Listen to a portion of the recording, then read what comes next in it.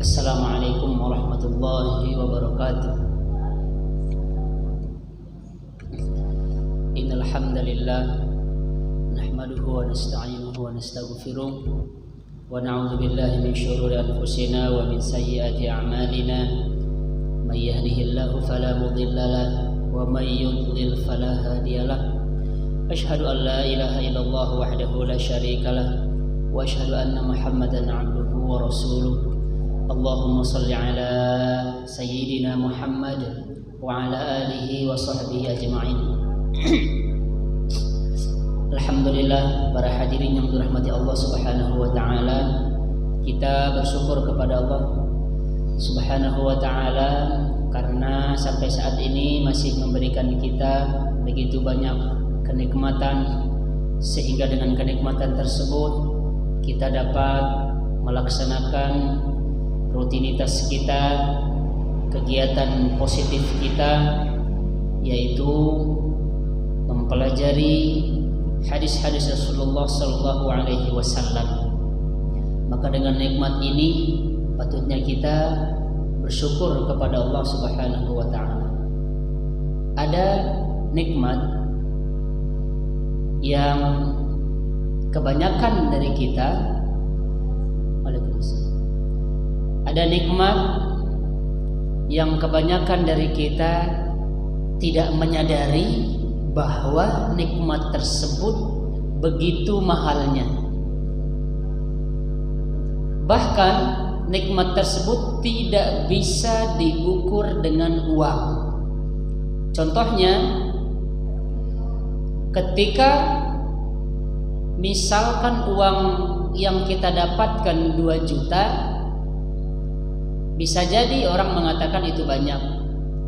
Akan tetapi nikmat yang Allah berikan kepada kita yang ada di tubuh kita ini lebih dari apa atau lebih dari uang yang kita dapatkan saat ini.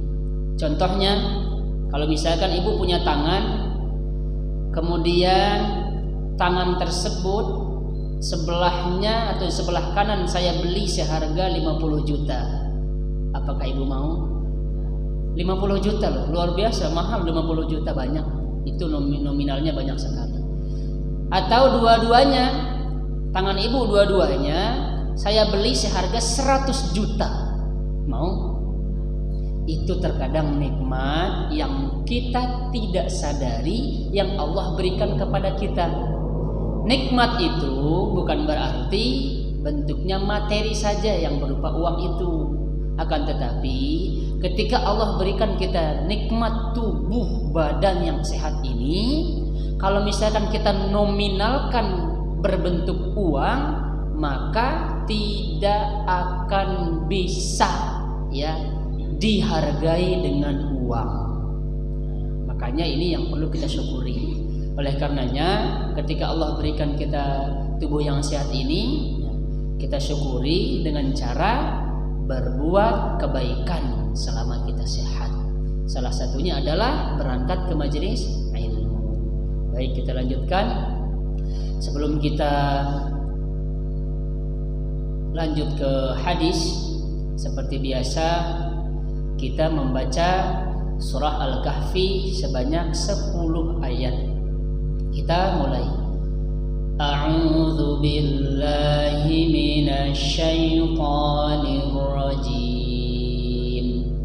Bismillahirrahmanirrahim. Alhamdulillahilladzi anzala 'ala 'abdihil kitaba wa lam yaj'al lahu qayyiman liyunzira ba'san syadidan min ladunhu wa yubashshiral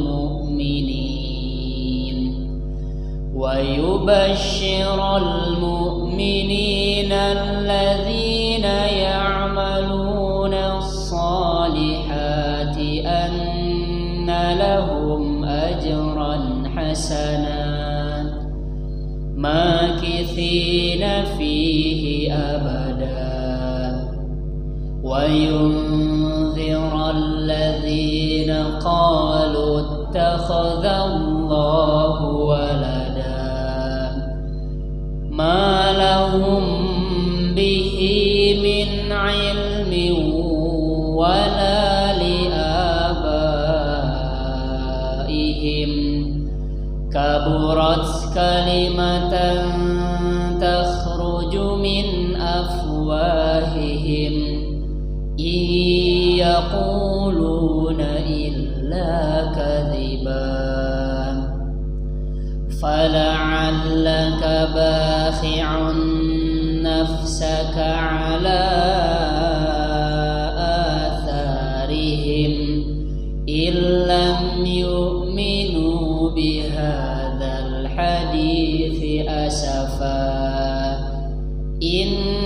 إنا جعلنا ما على الأرض زينة لها لنبلوهم أيهم أحسن عملا وإنا لجاعلون ما عليها صعيدا جرزا أم حسبت أن أصحاب الكهف والرقيم كانوا من آياتنا عجبا إذ أوى الفتية إلى الكهف فقالوا ربنا آتنا من لدنك رحمة وهيئ لنا من أمرنا رشدا. Masya Allah, luar biasa kan? Enak belajar hadis mah, Bapak Ibu. Belajar hadis itu enak. Kalau kita ingin masuk ke surga, ada amalannya. Menjauhkan kita dari neraka, Rasulullah SAW sudah memberitahukan kita pula. Termasuk hadis ini, ketika Muaz ibn Jabal bertanya kepada Rasulullah tentang perkara yang bisa memasukkan ke dalam surga dan perkara yang menjauhkan dari neraka. Apa kata Rasulullah SAW? Engkau telah bertanya tentang sesuatu yang sangat agung. Apa yang kita lakukan supaya kita bisa masuk surga dan dijauhkan dari neraka? Engkau, apa kata Rasulullah di sini? Engkau beribadah kepada Allah dan tidak menyekutukannya. Banyak ya orang beribadah kepada Allah, di waktu yang sama mereka menyekutukan Allah, beribadah kepada selain Allah, minta bantuan kepada jin, menyembah-nyembah kuburan misalkan. Itu adalah sesuatu yang diharamkan oleh Allah Subhanahu wa taala. Satu sisi dia beribadah kepada Allah, satu sisi dia juga menyekutukan Allah. Mudah-mudahan kita terhindar darinya. Selanjutnya kita disuruh untuk sholat. Hal yang bisa memasukkan kita ke dalam surga, menjauhkan kita dari neraka itu adalah pertama, kita beribadah kepada Allah dengan tidak menyekutukannya. Terus selanjutnya adalah kita sholat, terus zakat, terus berpuasa. Selanjutnya kita berhaji ya bagi yang mampu. Tapi ada yang paling penting ya adalah semua ini bisa jadi kita bisa melakukannya. Semua misalkan gampang untuk sholat mah gampang, kecuali orang-orang munafik gitu. Berzakat banyak orang yang bisa melakukan. Haji banyak orang yang bisa melakukan. Apalagi sedekah banyak orang yang bisa melakukan. Tapi perkataan Rasulullah SAW yang paling utama di sini yang harus kita garis bawahi adalah, maukah aku beritahukan kepadamu tentang inti semuanya itu? Inti semua. Banyak orang yang sholat, tapi apakah bisa menjaga lisan? Kata Rasulullah apa di sini? Rasulullah memegang lisan dan bersabda, jaga olehmu ini, kata Rasulullah. Jaga. Melihat banyak orang yang sholat, tapi terkadang lisan tidak bisa dijaga. Banyak orang yang bisa sedekah, tapi lisan tidak bisa dijaga. Banyak orang yang berhaji, kemudian setelah dia pulang dari hajinya tidak bisa menjaga lisan. Maka puncaknya kata Rasulullah adalah menjaga lisan. Dampaknya lisan ini luar biasa. Kalau misalkan kita luka oleh pisau, masih bisa diobati, ya, dengan obat-obat tradisional kah atau obat-obat yang yang kekinian. Tapi kalau orang yang sudah sakit oleh lisan kita, itu dampaknya panjang. Ya, dia bakal merembet-merembet. Itulah sakit yang disebabkan oleh lisan seseorang. Makanya Rasulullah ya mewasiatkan kepada sahabat, jaga lisan kalian. Satu orang misalkan, satu orang yang menyebarkan berita hoax, ya, itu akan menyebar kemana-mana dan dampaknya sangat luar biasa, bahaya. Dan dosa lisan ini luar biasa. Tidak disadari, tetapi dosanya luar biasa. Makanya ya ketika Rasulullah Shallallahu Alaihi Wasallam ketika beliau jadwalnya di rumah Aisyah, ya, ketika Rasulullah Shallallahu Alaihi Wasallam jadwalnya di rumah Aisyah, kemudian istri beliau yang bernama Sofiyah itu minta izin kepada Rasulullah. Yang namanya perempuan kan pecemburu tuh, ya. Aisyah ya wajar beliau cemburu karena saat itu adalah giliran beliau bersama Rasulullah. Tapi Rasulullah keluar menemui Sofiyah. Sofiyah minta izin. Apa kata Aisyah setelah Sofiyah minta izin dan diizinkan oleh Rasulullah itu? Ya Rasulullah, hasbuh min Sofiyati kadza wa kadza. Ya Rasulullah, cukuplah Sofiyah itu begini ya Rasulullah. Aisyah tidak mengucapkan secara langsung Sofiyah itu pendek, tidak. Tapi Aisyah mengatakan begini, pakai isyarat, belum dengan lisannya, ya, belum dengan lisan mengatakan dia pendek. Tapi Aisyah hanya sekedar mengatakan, cukuplah ya Rasulullah, Sofiyah itu begini. Saking cemburunya Aisyah. Wajar ya, perempuan cemburu, wajar manusia. Apa kata Rasulullah? Ya Aisyah, laqad qulti bi kalimatin law mujizat bima'il bahr lama jazathu. Wahai Aisyah, engkau sudah mengucapkan kata-kata, kata Rasulullah. Seandainya kata-kata kamu itu diceburkan ke lautan, maka lautan itu akan menjadi kotor. Segitu doang bahayanya lisan. Bahayanya lisan. Kata-kata yang tadi yang begini doang ya Aisyah. Wahai Rasulullah, cukuplah Sofiyah itu begini ya Rasulullah. Kata-kata itu doang. Tapi apa kata Rasulullah? Kata-kata kamu ini kalau diceburkan ke lautan, maka kotor lautan tersebut. Bahayanya lisan teh. Orang sholat bisa sholat. Ibu tahajud silahkan tahajud. Bisa misalkan tahajud. Sedekah alhamdulillah getol. Zakat alhamdulillah getol. Puasa sunnahnya alhamdulillah getol. Tapi tidak bisa menjaga lisan, sia-sia. Sia-sia. Bagaimana waktu itu juga ya, ada sahabiah yang bertanya kepada Rasulullah SAW, wahai Rasulullah, sesungguhnya si fulana dia rajin, sholatnya rajin, puasanya rajin, sedekahnya rajin, tapi dia tidak bisa mengendalikan lisannya, wahai Rasulullah. Apa yang dia dapatkan? Apa kata Rasulullah? La khaira fiha. Dia tidak mendapatkan apa-apa, tidak ada kebaikan dalam dirinya, kata Rasulullah. Akan tetapi wahai Rasulullah, ada seorang fulana, dia sholatnya biasa saja, zakatnya biasa saja, sedekahnya biasa saja, dia berbakti kepada suaminya, kemudian dia menjaga lisannya. Jaga lisan. Tapi berat, jaga lisan itu berat. Apalagi zaman sekarang. Zaman sekarang mah lisan itu terkadang diganti oleh tangan sekarang mah. Tangan yang jadi lisan sekarang mah. Zaman sekarang kita status misalkan update ya, kirim ke WA, Padahal itu belum jelas. Akhirnya berapa ratus orang yang baca, berapa ribu orang yang terkena dengan fitnah tersebut. Oleh karena itu, para hadirin yang dirahmati Allah, jaga lisan kita. Tapi kalau misalkan sholat kita baik, pasti lisan kita juga baik. Kenapa lisan tidak baik? Itu berarti sholatnya belum baik.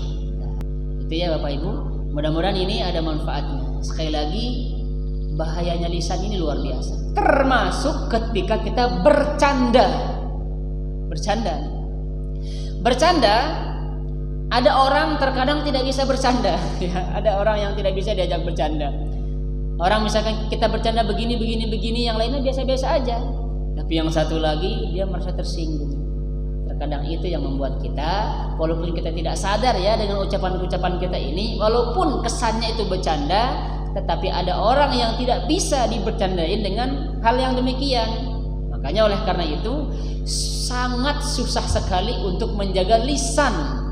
Kita nggak luput ya dari dosa lisan ini, nggak bisa ya. Walaupun terkadang ibu yang sering ngaji tidak luput dari dosanya lisan.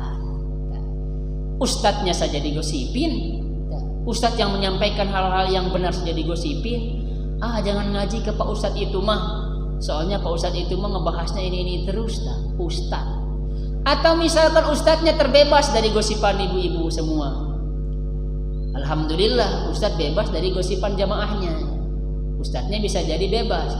Istri ustadz digosipin. Lihat tuh Pak Ustadz mah getol ibadahnya lihat, tapi istrinya mah buka aurat.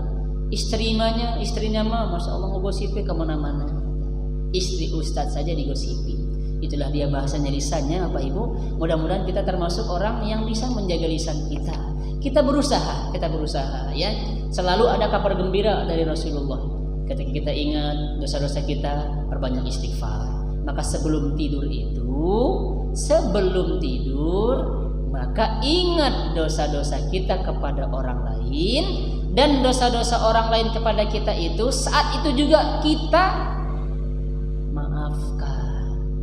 Ini ya termasuk ibadah hati ya. Sebelum tidur ingat dosa-dosa ibu kepada orang lain, minta ampun kepada Allah. Kemudian ingat dosa-dosa orang lain kepada kita maafkan mereka. Insya Allah kita termasuk hatinya yang lurus, hatinya yang sehat. Ini yang membuat kita nanti masuk surga. Bahkan Rasulullah sendiri mengatakan kita ahli surga ya. Ini juga pernah sering saya jelaskan dulu ya.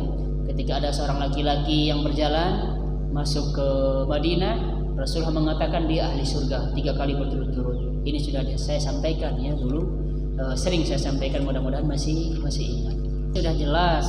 Inti nama semua perkara-perkara yang dibolehkan oleh Allah banyak di muka bumi ini. Segala hal yang dilarang maka tinggalkan. Segala hal yang diperintahkan maka lakukan. Tapi yang namanya kita hidup di dunia tidak terlepas dari bisikan-bisikan setan, tidak terlepas dari godaan-godaan setan. Makanya ya semua yang ada di muka bumi ini, manusia pasti ya melakukan dosa.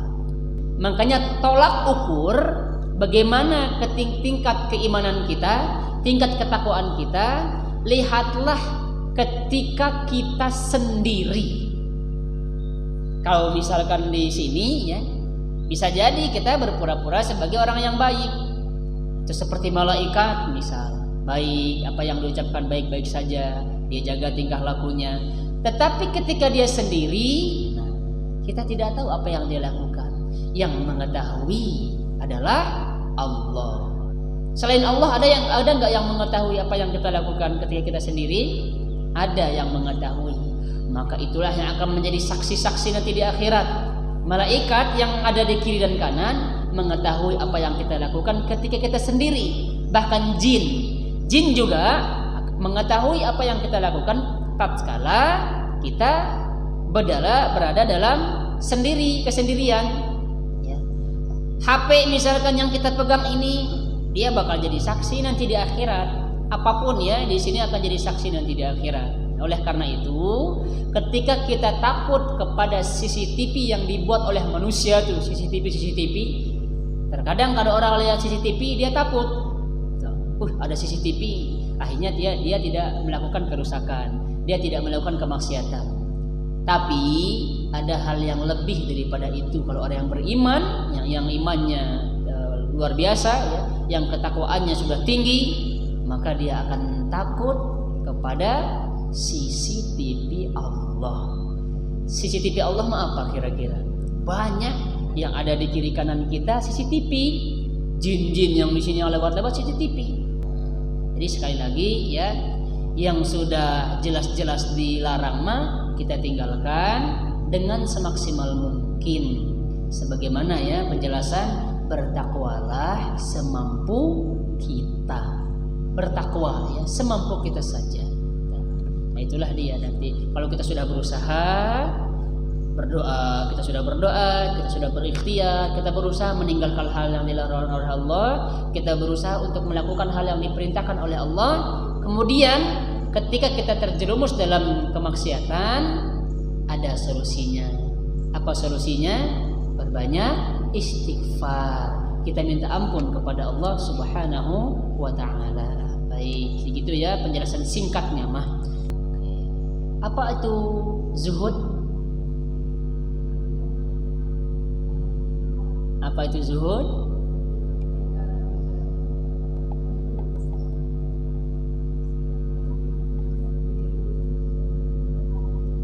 Sederhana, sip. Ada lagi? Apa bedanya zuhud dengan waro? Waro. Di sini disebutkan, waro itu ya sikap hati-hati, Waro artinya meninggalkan perkara yang membahayakan baginya di dunia. Meninggalkan perkara yang membahayakan baginya di dunia, itu sikap waro. Berhati-hati, hati-hati. Misalnya, apakah ini halal atau haram ya? Dia tidak jelas nih. Orang waro maka ditinggalkan. Itu akan berbahaya buat dia nanti. Jangankan di dunia, di akhirat juga akan berbahaya. Itulah yang sifat waro. Waro itu sekali lagi ya, apa tadi? Meninggalkan perkara yang membahayakan baginya di dunia.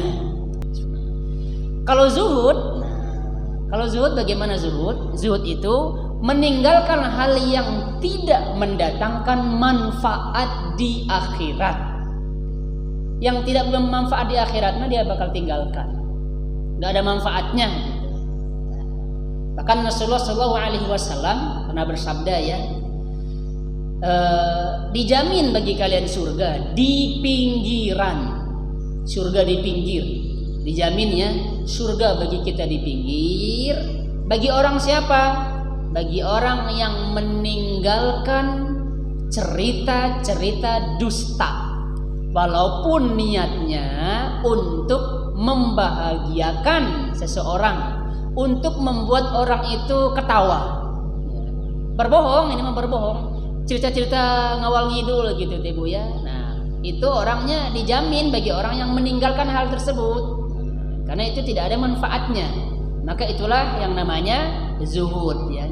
Sekali lagi ya, zuhud itu meninggalkan hal yang tidak mendatangkan manfaat di akhirat. Gak ada manfaatnya. Contoh, permainan catur misalnya. Permainan catur. Kira-kira main catur ini ada nggak manfaatnya di akhirat? Ada nggak manfaatnya? Nggak ada. Orang-orang zuhud mah nggak ada gunanya. Buat apa sih ini buang-buang waktu? Kita ulang ya, Bapak Ibu ya. Dunia yang kita anggap mewah ini, dunia yang kita anggap luar biasa ini, tidak ada harganya di mata Allah. Ya. Maka ketika Rasulullah SAW berjalan bersama para sahabat, kemudian di tengah perjalanan tersebut, beliau dan para sahabat menemukan bangkai anak kambing. yang telinganya itu cacat. Apa kata Rasulullah? Rasulullah nanya kepada para sahabat, adakah di antara kalian yang ingin membeli bangkai ini? Adakah di antara kalian yang ingin membeli bangkai anak kambing ini? Apa kata sahabat? Ya Rasulullah, masa ada orang yang mau beli bangkai? Walaupun 1 dinar juga pun ya, nggak akan ada yang ingin membeli bangkai ini. Kalaupun dia hidup, kemungkinan besar nggak ada yang akan beli. Kenapa? Karena telinganya cacat. Apa kata Allah? Demi Allah, perumpamaan dunia sama seperti bangkai ini. Itu perumpamaan dunia yang kita anggap dunia sangat bernilai ini. Yang dunia membuat kita saling membunuh, yang dunia membuat kita saling memfitnah, yang dunia membuat kita sangat bangga, dan lain sebagainya. Itu dia. Selanjutnya perumpamaan dunia itu, sahabat ditanya oleh Rasulullah, wahai Muaz, kalau kamu selesai makan, kemudian makanan kamu itu kan diam di perut itu. Setelah di perut dia jadi apa? Kamu makan yang enak-enak itu, nanti setelahnya jadi apa? Apa jawab beliau? Seperti yang engkau ketahui wahai Rasulullah. Maksudnya apa? Jadi tai, jadi kotoran. Jadi kemudian Rasulullah nanya lagi ke dia, kalau kamu selesai makan yang enak-enak itu, kemudian nanti jadi apa? Kata Rasulullah, sesuai yang engkau ketahui wahai Rasulullah. Sahabat nggak berani langsung jawab, ya jadi tai lah Rasulullah. Enggak, seperti yang engkau ketahui wahai Rasulullah. Adabnya para sahabat 3 kali coba. Seperti yang engkau ketahui wahai Rasulullah. Artinya dunia itu sama seperti tai, sama seperti kotoran. Nilainya di mata Allah. Tapi serendah-rendahnya dunia di mata Allah, dunia ini diatur oleh Allah supaya kita sebagai manusia ini tidak saling menzolimi. Kita hidup di dunia, segala apa yang kita lakukan diatur oleh Allah. Maka sedikit kebaikan yang kita lakukan di dunia nanti akan dipertanggungjawabkan nanti di akhirat. Kezaliman yang kita lakukan di dunia, walaupun dunia ini nggak ada harganya ya, nanti di akhirat akan diadili. Itulah dia perumpamaan dunia kan dunia mah ya karena kita ya fitnahnya ini senang terhadap dunia. Siapa sih manusia yang tidak senang terhadap dunia? Ya namanya juga manusia kan. Kecuali ini dia orang-orang yang bersifat zuhud ya terhadap dunia biasa-biasa aja. Sebenarnya yang membuat kita bangga ini jabatan. Yang membuat kita bangga terkadang harta yang banyak itu. Yang membuat kita bangga pengikut yang banyak. Membuat kita bangga apalagi ya? Ya banyaklah yang buat kita bangga. Padahal rezekinya masih gitu-gitu saja. Ibu misalkan uangnya 80 triliun. Contoh, mudah-mudahannya punya uang 80 triliun. Apakah 80 triliun itu kita makan semua? Tidak. Rumah misalkan 2 hektar, luasnya 2 hektar. Apakah 2 hektar itu kita nikmati? Enggak juga. Nah, bahkan yang menikmati pembantu, bahkan yang menikmati orang lain. Punya mobil misalkan 200. Apakah 200-nya dipakai? Enggak. Punya mobil misalkan 5. Apakah setiap hari 5-5-nya kepakai? Kita yang make ini 5-5-nya kan nggak mungkin. Yang make orang lain, mereka yang menikmati. Mobil apa yang paling keren sekarang? Nah gitulah ya. Misalkan punya 3, apakah 3-3-nya sekalian langsung dipakai? Enggak kan? Siapa yang make? Orang lain. Atau bahkan orang punya banyak pajangan-pajangannya, mobil-mobil yang mahal-mahal itu akan dihisap nanti di akhirat. Akan dihisap nanti teh.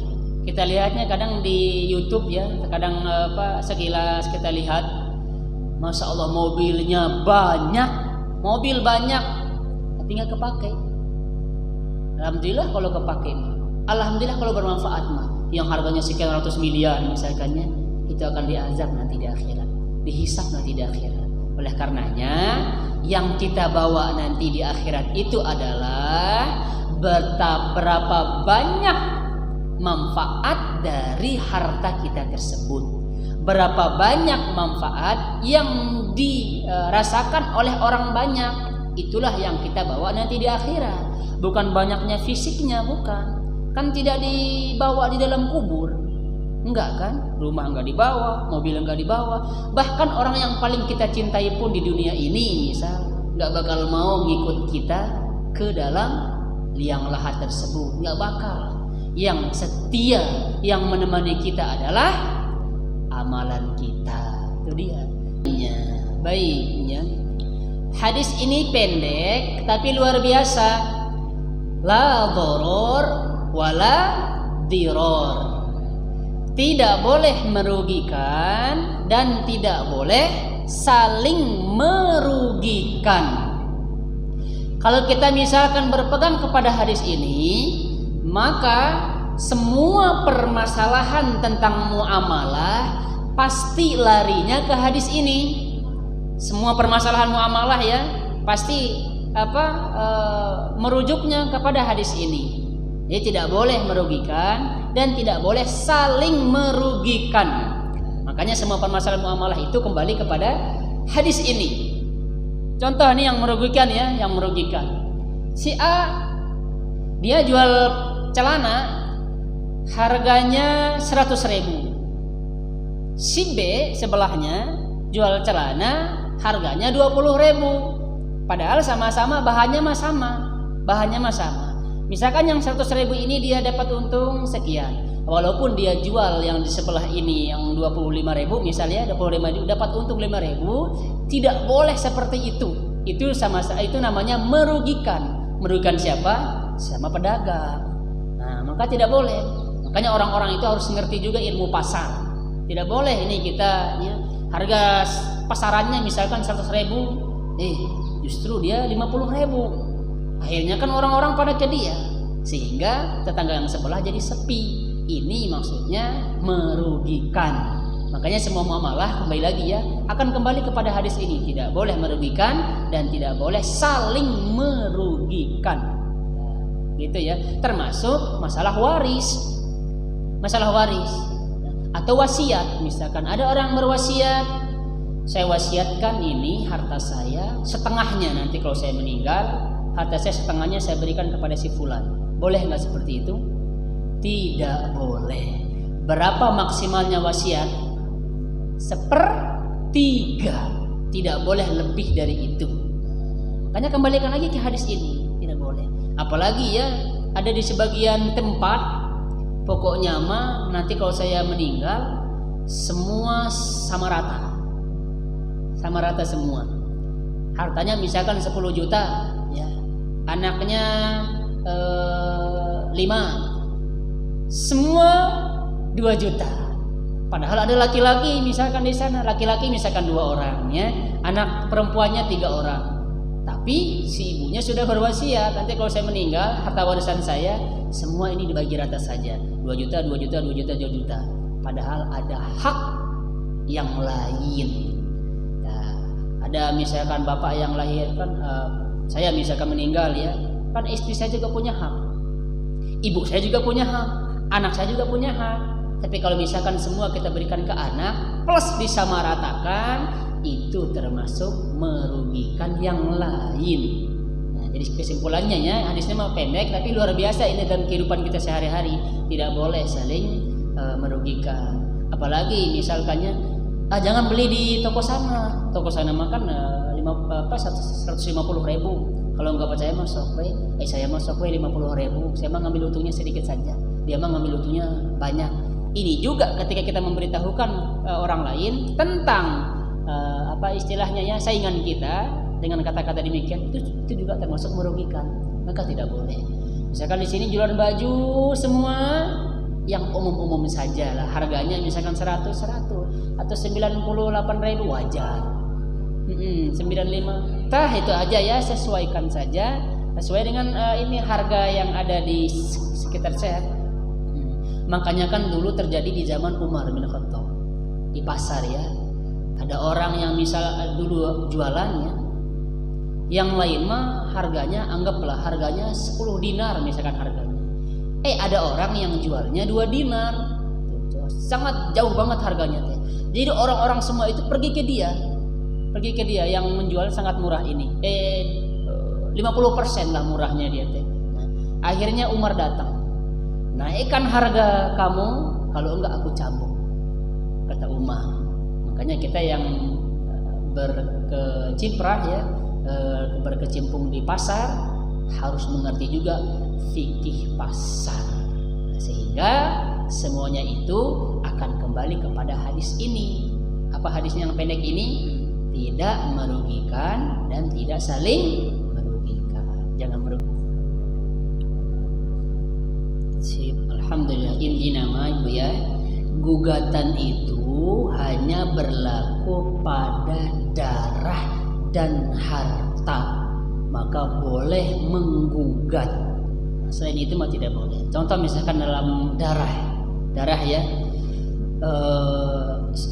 ada seorang ibu punya anak yang dibunuh oleh anaknya si B, maka kalau si ibu si A ini boleh menggugat ya. Itu masalah darah. Atau misalkan di hukum Islam ya, kalau misalkan si ibu ini tidak memaafkan, maka orang yang membunuh ini juga harus dibunuh. Itu hukum Islam ya, dibunuh. Kecuali kalau misalkan si ibu yang anaknya terbunuh ini dia memaafkan, walaupun pada saat itu juga mau dipenggal misalkan kepalanya, mau dihukum ya. Nah, ketika mau dipenggal, si ibu ternyata ingin memaafkan, maka si ibu langsung mengatakan, saya maafkan engkau. Maka hukum tersebut tidak berlaku bagi dia. Kalau dia mau menggugat mah nggak bisa dong, berarti dia juga harus dibunuh kata si ibunya. Maka wajib si fulan ini dibunuh. Nah, itu ya. Yang penting jadi hakimnya. Di sini banyak ini contohnya ya. Apa misalnya suami istri berselisih dalam hal perabot rumah tangga. Sang istri berkata, semua perabot ini milik saya, kata si istri. Si suami juga berkata, semua ini milik saya.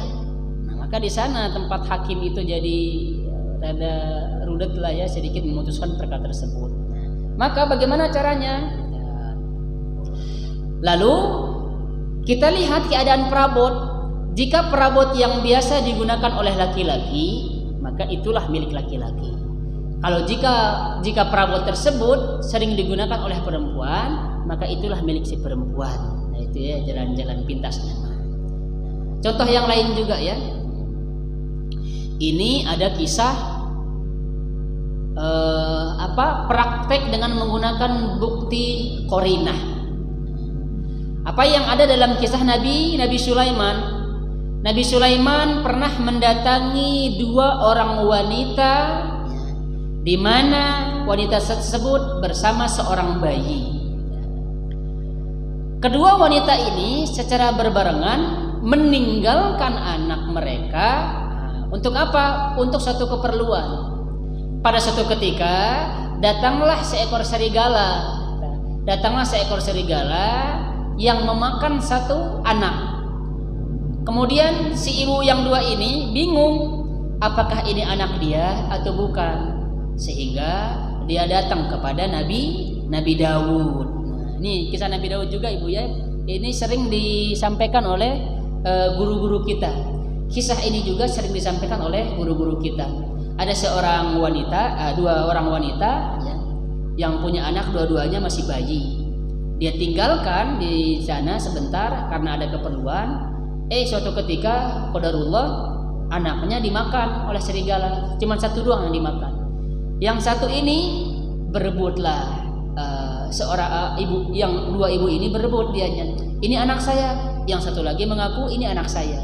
Kemudian dia datang kepada Nabi Daud. Kemudian Nabi Daud memutuskan bahwa bayi ini milik si wanita yang lebih tua. Kenapa Nabi Daud berpendapat demikian? Kalau yang muda mah dia masih bisa punya anak. Kalau yang tua dia nggak bisa. Nah itulah dia ya ijtihadnya Nabi Daud. Tapi si perempuan yang muda ini nggak terima. Lah bagaimana nanti kalau saya juga nggak punya anak? Akhirnya ngadulah kepada Nabi Sulaiman. Ini sebenarnya dua ceritanya. Pertama dia mengadu kepada Nabi Daud, yang kedua mengadu kepada Nabi Sulaiman. Ngadulah kepada Nabi Sulaiman. Ditanya si A, ibu A ini begini. Ditanya ibu si B ini begini. Kekeh pokok nama itu anak dia berdua. Ditanya bagaimana pendapat Nabi Daud. Pendapat beliau bahwa anak ini harus diberikan kepada yang tua, karena yang tua mah nggak bisa melahirkan lagi, sehingga kalau yang muda mah bisa ngelahirin, sehingga anak tersebut diserahkan kepada yang tua.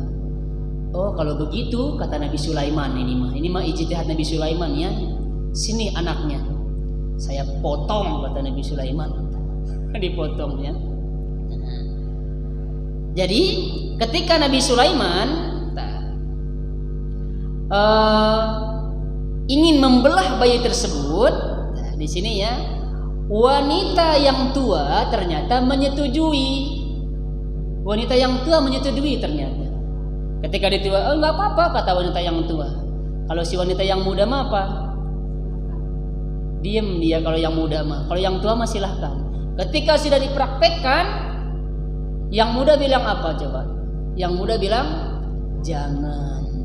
Jangan wahai Nabi Sulaiman, jangan. Ketika dia bilang jangan, dan dia juga raut wajahnya sudah berbeda kan, kasihan juga kepada anak tersebut ya, biarkan saja ya, anak ini diberikan kepada yang tua, diasuh saja kepada yang tua, kata yang muda ini. Akhirnya Nabi Sulaiman memberikan putusan bahwa anak ini adalah milik yaitu yang muda gitu Ibu ya. Berbeda cara ijtihadnya gitu ya. Seorang hakim memang berat sih Ibu ya, berat jadi hakim. Tidak boleh memutuskan satu perkara dengan dalam keadaan marah-marah. Tidak boleh memutuskan perkara dalam keadaan tidak sehat. Tidak boleh memutuskan perkara dalam keadaan banyak pikiran ya, harus tenang ya. Keadaan juga harus sehat, fisik juga harus sehat. Itulah ya kalau jadi hakim.